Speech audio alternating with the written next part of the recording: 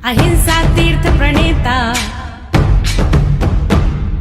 अहिंसा तीर्थ प्रणेता, जय जय हो भारत गौरव राष्ट्र संत प्रमुख सागर। स्वर्णिम स्वर्ण जयंती का अवसर ये महान है, मिलकर हम मनाएंगे गुरुवर देश की शान है प्रमुख सागर। जय हो गुरुवर प्रमुख सागर, जय हो गुरुवर। बद्धते मुच्यते जीवा, बद्धते मुच्यते जीवा, सममो निर्ममा क्रमात्, सममो निर्ममा क्रमात्, तस्मात् सर्वयत्नेन, तस्मात् सर्वप्रयत्नेन निर्ममत्वं विचिन्तयेत्। निर्ममत्वं विचिन्तयेत्। बहुत सुंदर सा श्लोक आज कह रहे हैं आचार्य भगवान। बद्धते मुच्यते जीवा, सममो निर्ममा क्रमात्, तस्मात् सर्वयत्नेन निर्ममत्वं विचिन्तयेत्। दो शब्द बहुत महत्वपूर्ण हैं इसमें, बद्धते और मुच्यते। कौन से शब्द महत्वपूर्ण है यहाँ पे? बद्धते और मुच्यते। बस इन दोनों को ही वो समझा रहे हैं। बद्धते माने बंधते हैं और मुच्यते माने छूटते हैं। ये दोनों काम कौन कर रहा है? जीवा। जीवा का मतलब है जीव ही बंधन कर रहा है और जीव ही कर्मों से छूट रहा है। बद्धते मुच्यते जीवा। अब ये दोनों काम हो क्यों रहे हैं? तो आचार्य यहाँ कह रहे हैं बद्धते मुच्यते जीवा कि ममत्व निर्ममता क्रमात्, ममत्व भाव से बंध रहे हैं और निर्ममत्व भाव से छूट रहे हैं। आप विचार करना, ममत्व भाव से बंध रहे हैं और निर्ममत्व भाव से छूट रहे हैं। आगे आचार्य ने कहा तस्मात्, ख्याल करो, आचार्य कहते हैं तस्मात् यत्न प्रयत्नेन, तस्मात् सर्व प्रयत्नेन। तस्मात् सर्व प्रयत्नेन का मतलब है इस कारण सर्वप्रयत्न से निर्ममत्वम को, निर्ममत्व विचिन्त्येत। इस प्रकार से सब प्रकार से हम निर्ममत कैसे बने, तो विचार करो। आचार्य यहाँ कह रहे हैं ममत्व भाव से छूटो। ममत्व भाव कहो, आसक्ति का भाव कहो, लगाव का भाव कहो, अटैचमेंट का भाव कहो, अपनत्व का भाव कहो, ये सारे भाव आचार यहाँ अपने कर्म से छुड़वाने की बात कर रहे हैं। आचार एक एक कदम आपको आगे बढ़ा रहे हैं, एक एक सीढ़ी आपको आगे बढ़ा रहे हैं, एक एक सीढ़ी से आपको आगे पहुंचाने का प्रयास कर रहे हैं। आचार्य यहाँ कह रहे हैं जो तुमने अभी तक ये सुखी दुखी का भाव छोड़ा था, अभी तुमने मैं का भाव छोड़ा था, मेरा का भाव छोड़ा था, अब ममत्व का भी भाव छोड़ दो। और कह रहे हैं कि ममत्व कैसे छोड़े? माँ तो ममता की मूर्त होती है और माँ से कहा जा रहा है कि ममत्व छोड़ दो, ऐसा कैसे हो सकता है? तो विचार करना, आचार्य कह रहे हैं ममत्व ही संसार का कारण है और निर्ममत्व होगे तो संसार से पार हो जाओगे।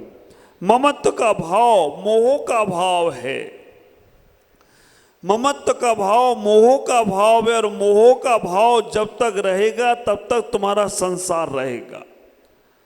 ख्याल करो, 6 डालों में पंडित दौलत राम जी ने भी कह दिया ना, मोह महा मद पियो अनाद, भूल आपको भरमत बाद। तो जो मोह रूपी मदरा को आप अनादिकाल से पीते आ रहे हैं, इस मोह रूपी मदरा को जब तक नहीं छोड़ोगे तब तक आप संसार में ही भ्रमण करते रहोगे। मोह रूपी मदरा को तो हमें छोड़ना ही पड़ेगा, नहीं तो संसार में ही रहोगे। ख्याल करो, मोह के कारण से कितना कितना तुम्हारा कसाय का बंद हो रहा है।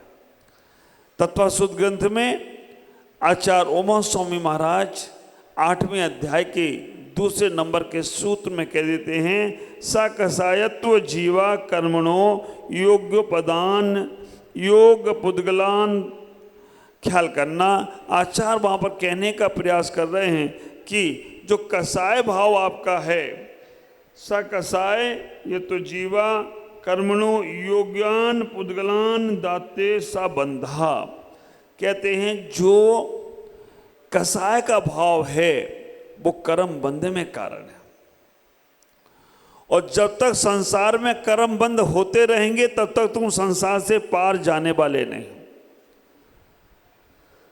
संसार से, परिवार से, व्यापार से, ख्याल करो, नौकरियों से हमारे पास आसक्ति का भाव है, मोह का भाव है, लगाव का भाव है। इसको आचार्य कह रहे कम करो, इनसे निर्ममत होने का प्रयास करो। जब तक तुम इनसे निर्ममत नहीं होगे तब तक तुम मुक्त कैसे होगे। हम जब तक अकेले थे ना, स्वतंत्र थे, अकेले थे तब तक हम स्वतंत्र थे। जैसे ही हमारा ममत्व भाव बढ़ा, जैसे हमारे अंदर से लगाव भाव बढ़ा, हम तकलीफ में आते चले गए। अकेले थे, कहीं किसी को कहीं बाहर जाना होता था ना तो तुरंत तैयार हुआ और चला जाता था। जो व्यक्ति अकेला रहता था, तैयार होता था, तुरंत चला जाता था। लेकिन जैसे ही वो राग में फंसा, व्यापार के राग में फंसा हो या परिवार के राग में फंसा हो या विवाह के बंधन में बंधा हो, विचार करना, जैसे ही विवाह के बंधन में बंधा वैसे ही हुआ क्या। अब जब तक श्रीमती जी तैयार नहीं होंगी तब तक खड़े रहो। ख्याल करके रखना, डोरी से तो नहीं बंधी हो लेकिन मोह से बंधी हो। रस्सी से बंधा हुआ, बेड़ियों से जकड़ा हुआ ये आदमी एक बार छूट सकता है। रस्सियों से बंधा हुआ, बेड़ियों से जकड़ा हुआ आदमी एक बार छूट सकता है, लेकिन जो मोह की रस्सी से बंधा है या मोह की आसक्ति की बेड़ियों से बंधा है, उसे छोड़ने को बहुत समय लगेगा। हमारे आचार्य नेमिचंद सिद्धांत चक्रवर्ती गोमठ सार ग्रंथ में कहते हैं, उसे 70 कोड़ा कोड़ी सागर तक लग सकता है समय, क्योंकि मोहिनी कर्म की स्थिति 70 कोड़ा कोड़ी सागर है। ख्याल करो, उत्कृष्ट स्थिति की कल चर्चा चल रही थी। ज्ञानावर्णी, दर्शनावर्णी, अंतराय और वेदिनी, इन 4 कर्मों की उत्कृष्ट कोड़ा कोड़ी 30 सागर है। 30 सागर कोड़ा कोड़ी का ही बंद करते हैं। ज्ञानावर्णी, दर्शनावर्णी, अंतराय और वेदिनी का नाम और गोत्र 20 कोड़ा कोड़ी सागर का उत्कृष्ट बंद करते हैं। और तो और मोहिनी कर्म 70 कोड़ा कोड़ी सागर का बंद करता है। आयु कर्म 33 सागर का बंद करता है। 33 सागर का सबसे कम आयु का ही बंद है वो, लेकिन 33 सागर, उसका गणित लगाते लगाते तुम सोचोगे है क्या। 33 सागर की उम्र भोगना तो बहुत बड़ी बात है, और 33 सागर की उम्र मनुष्यों की नहीं हो सकती, केवल नारकियों की होगी तो 7वें नरक की, और आप विचार करके रखना देवों की होगी तो सर्वात सिद्धि की। इसके अलावा उम्र नहीं है। इतना ही विचार करके रखना, हमें अपने जीवन में सोचना है कि हम मोह के कारण से कितने कर्मों का बंद करते हैं, और मोह के कारण से हम संसार में ही भ्रमण करते रहते, मोह के कारण से हम संसार में ही लगे रहते हैं। इतना ही विचार करो, अनुकूलता में मोह आता है और प्रतिकूलता में मोह खत्म हो जाता है। बच्चों को, तुम्हारे बच्चों के प्रति तुम्हारे अंदर मोह भाव आता है, और आचार्य यहाँ कह रहे मोह भाव खत्म करो, ममत्व भाव खत्म करो। माँ तो ममता की मूर्त ही होती है, माँ ममता की मूर्त होती है, लेकिन आचार्य यहाँ कह रहे वो ममता की मूर्त भी माँ अपनी ममत्व भाव खत्म करे। करना चाहिए आपको। अगर आप अपने बच्चे की गलतियों पर उसको ममत करते हो, उसको लाड़ प्यार करते हो, उसकी गलतियों को नज़रअंदाज करते हो, तो समझ करके रखना आप माता पिता उस बच्चों के दुश्मन हो। अगर तुम्हारे बच्चे कुछ गलत कर रहे हैं, अगर बच्चे कुछ गलत लाइन में जा रहे हैं, अगर बच्चे कुछ गलत प्रवृत्ति कर रहे हैं और माँ की ममता कह रही है कोई बात नहीं, बच्चे ही हैं छोड़ दो, तो ख्याल करके रखना उस वक्त तो तुम छोड़ दोगे, बड़े होकर वो तुम्हें छोड़ देंगे। उस वक्त तो तुम्हारी ममता उन्हें आगे नहीं बढ़ने दे रही है, मोह की ममता उन्हें जकड़ के रखी हुई है, लेकिन बाद में तुम कहोगे भी कुछ अच्छा कर लो तो वो करने वाले नहीं हैं, क्योंकि उनकी आदत ही वैसी बन जाएगी। ख्याल करना, जिराफ होता है ना, जिराफ बहुत बड़ा सा गर्दन होती है उसकी, जिराफ ही बोलते हैं ना या और कुछ बोलते हैं, बहुत लंबा सा हाथी जैसा होता है, लंबी गर्दन होती है जिराफ। जिराफ अपने बच्चे को जन्म देता है ना, कभी देखना, वो अपने बच्चे को जन्म देते ही एक लात मारता है जोर से, और वो लात मारता है, जिराफ का बच्चा बहुत दूर गिरता है, फिर वो दौड़कर जाता है अपने पास। माँ है जिराफ, अपनी बच्चे को माँ है जिराफ, और बच्चे को लात मारता है, बच्चा दूर जाता है, गिरता है, फिर वो दौड़कर जिराफ वहां जाता है, फिर एक लात मारता है, बार बार लात मारता है।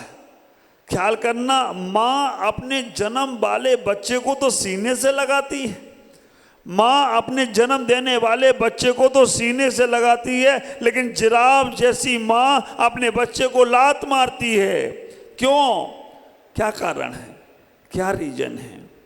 छोटा सा ही रीजन है, इतना ही रीजन है कि अगर माँ ने उसे लात नहीं मारी और वो आगे नहीं गड़ा तो उठ नहीं पाएगा, चल नहीं पाएगा। जन्म के माँ के गर्भ में जितने माह रहा वो बैठा ही रहा, लेटा ही रहा, संस्कार वो ही पड़े रहे, और वैसे ही जन्म दे दिया। जन्म के बाद अगर उसको चलाना नहीं सिखाया, अगर उसे उठना नहीं सिखाया, तो बच्चा वैसा ही रह जाएगा।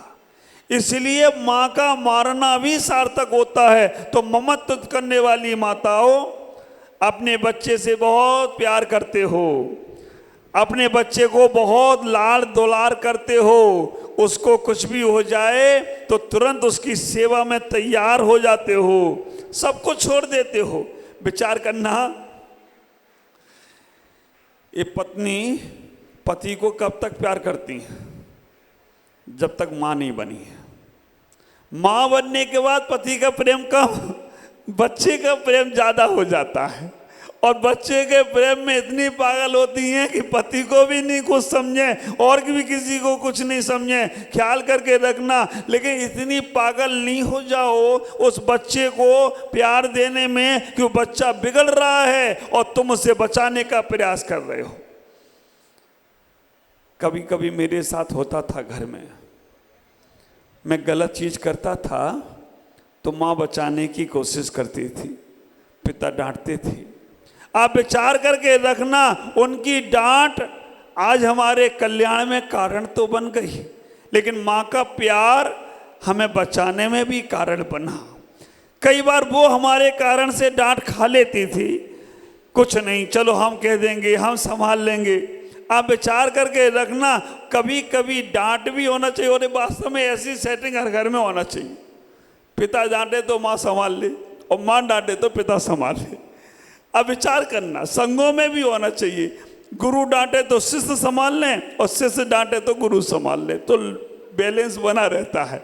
और दोनों ही डांटने वाले मिल जाए तो बच्चे टूट जाते हैं। गुरु भी डांटे, शिष्य भी डांटे तो शिष्य टूट जाते हैं। ख्याल करके रखना, वो इतना ही विचार करो, ममत भाव नहीं रखो, बच्चों की गलतियों को सुधारने का प्रयास करो।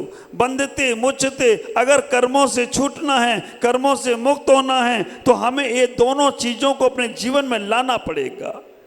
अनुकूलताओं में प्रेम आता है, विपरीतता में द्वेष आता है। अनुकूलताओं में जुड़ने का भाव आता है, प्रतिकूलताओं में भागने का भाव आता है। आचार कह रहे हैं दोनों ही खतरनाक है।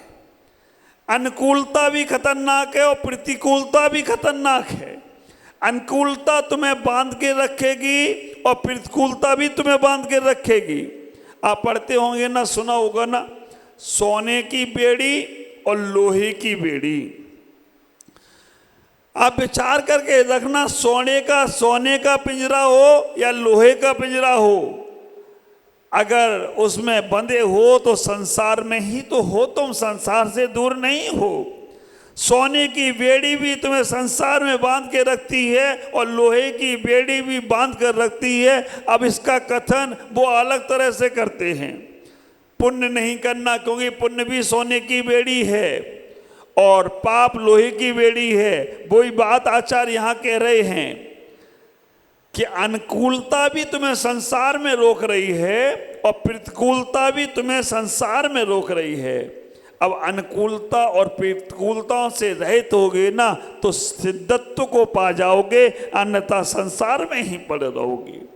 कैसे दूर होना है अनुकूलताओं से और प्रतिकूलताओं से?